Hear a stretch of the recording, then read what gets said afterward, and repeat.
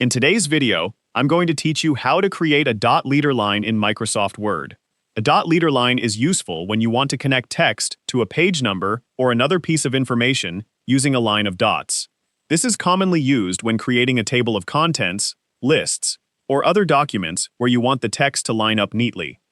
First, open Microsoft Word and go to the Home tab. Next, find the Paragraph section and click the small button in the lower right corner. This will open the Paragraph dialog box. Inside the Paragraph dialog box, click the Tabs button at the bottom left. This will open the tab settings where you can create the dot leader line. Now look at the ruler at the top of your document and check where your right margin ends. In this example, the margin is at 16 centimeters, so we will use 16 centimeters as the tab position. In the Tab Stop Position field, type 16. Then click Set to apply the tab position. Next, look for the Leader section. Here, choose option number 2, which is the setting for the dotted leader line.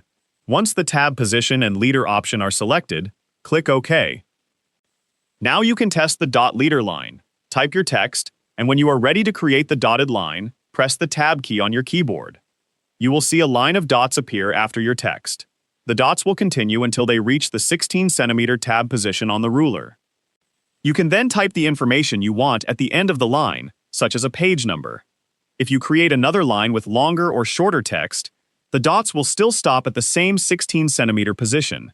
This keeps the information aligned and gives your document a clean and organized appearance. If you want the dot leader line to end closer to the left side of the page, you can change the tab position. To do this, return to the Home tab and open the Paragraph settings again. Click the Tabs button to open the Tabs dialog box. Change the tab stop position to a smaller value, such as 10 centimeters. Click Set. Make sure the dotted leader option is still selected, and then click OK. Now, when you type new text and press the Tab key, the dot leader line will stop at the new 10 centimeter position on the ruler.